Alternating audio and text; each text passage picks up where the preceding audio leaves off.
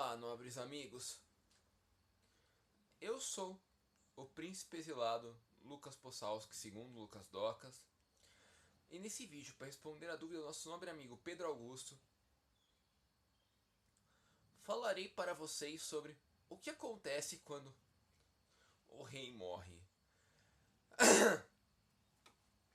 Antes de tudo, eu achei esse vídeo relativamente interessante para trazer para vocês. Talvez, para quem tem algum conhecimento histórico real um pouquinho maior, saiba do que vai se passar nele. Acho até um pouco óbvio algumas coisas, mas para quem tem toda a sua base de conhecimento histórico em livros, séries, filmes e coisas assim,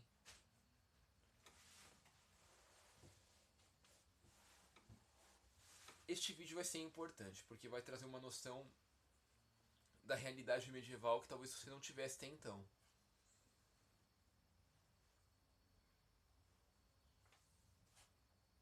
Pode pegar, mãe, tá? Pode pegar aí até lá. Eu espero para continuar gravando. Porque é o seguinte, você pode não imaginar,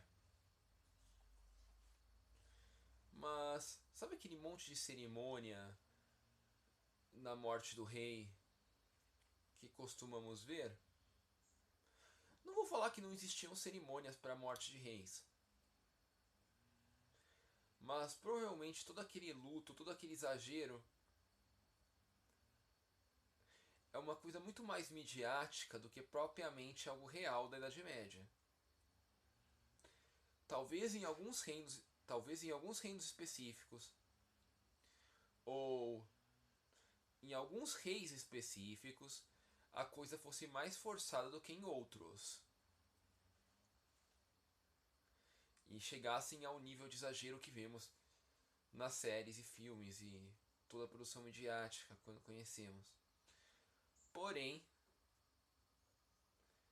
o que acontecia quando um rei realmente morria era que seu sucessor era coroado. Como assim, Lucas? Sabe, imagina só. Temos uma família onde tem o pai, que é o rei, tem o filho, tem o neto. Se o pai morre, o filho assume a coroa, se ele for o sucessor. E se ele morrer, o que é o neto aí na história, assume a coroa no lugar dele. É basicamente isso. Não tem mistério, não tem segredo. Quando um rei morre, o seu sucessor assume seu lugar. E eu sei, isso parece muito óbvio. Mas imagina só, estamos na Idade Média, estamos num reino em guerra na Idade Média. O rei morreu em batalha. Dá tempo de fazer 7 dias de luto pelo rei antes de colocar um novo rei para tomar conta do reino? Não dá.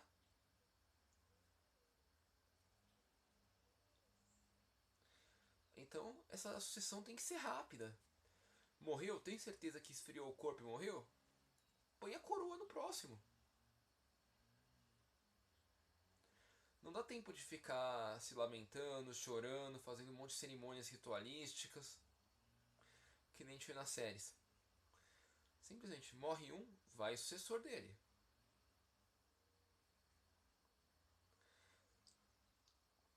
Agora, o que poderia acontecer, e aí neste caso, eu acho que nosso amigo pode ter alguma razão em ter chamado esse vídeo, é a ideia de que, o rei morreu.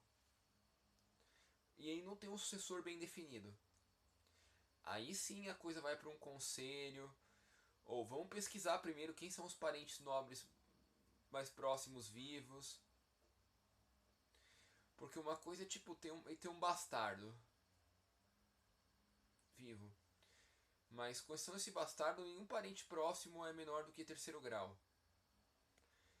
Os bastardos, por não serem considerados oficializados durante a Idade Média, provavelmente não seria coroado. Talvez viesse a um conselho se os parentes próximos com alguma legitimidade são muito distantes dele, coisa assim, a ideia é de coroar o bastardo nesse caso, mas só em casos mais complicados que vai para conselho, vai para análise ou coisa assim de quem vai ser o próximo sucessor. Mas quando tem, tipo, um herdeiro vivo, bem definido, vai direto para ele, não tem mistério nenhum, não tem segredo. Querer comparar isso é simplesmente algo sem sentido. Agora, nós sempre vemos um monte de cerimônias ritualísticas na morte dos reis. Em tudo que é produção midiática baseada na Idade Média, ou neomedieval mesmo também. Haviam essas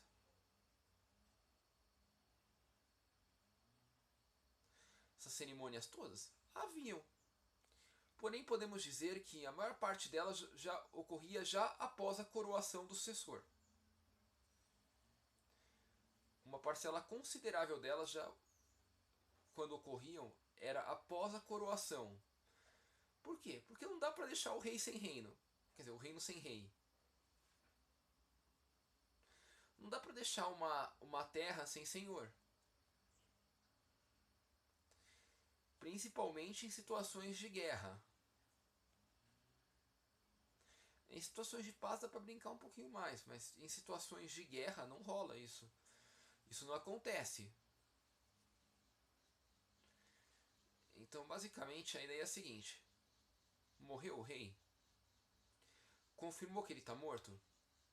Sabe quem é o herdeiro dele, o próximo herdeiro direto dele? Pois bem, esse herdeiro será coroado. Ah, mas a cerimônia de coroação, as devidas cerimônias e preparos, tudo o resto.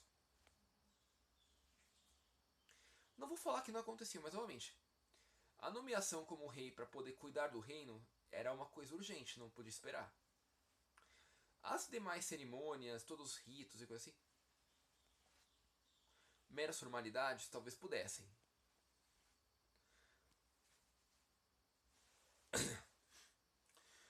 Mas o papel de assumir o trono e a coroa, isso tinha que ser imediato.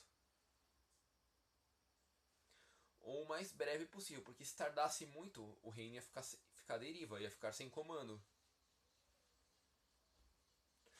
E quando eu falo reino, me refiro a qualquer feudo ou casa nobílica que podemos imaginar na Idade Média. Uma vez que o próprio conceito de monarquia medieval ou de monarquia feudal indica que monarca não precisa ser um monarca mais estrito de rei, príncipe, coisa assim, mas qualquer senhor, de certa forma, é um monarca em seu território. Então, tudo que eu falei aqui para reis e príncipes é válido para qualquer casa nobílica da Idade Média. E bom, nobres amigos, acho que por esse vídeo é isso. Espero que tenham gostado, espero que tenham compreendido, ter sido útil para vocês. Se gostaram, por favor, deixe seu like. Ajuda bastante a gente. Ajuda bastante a gente. Não é inscrito? Se inscreva, ajuda mais ainda.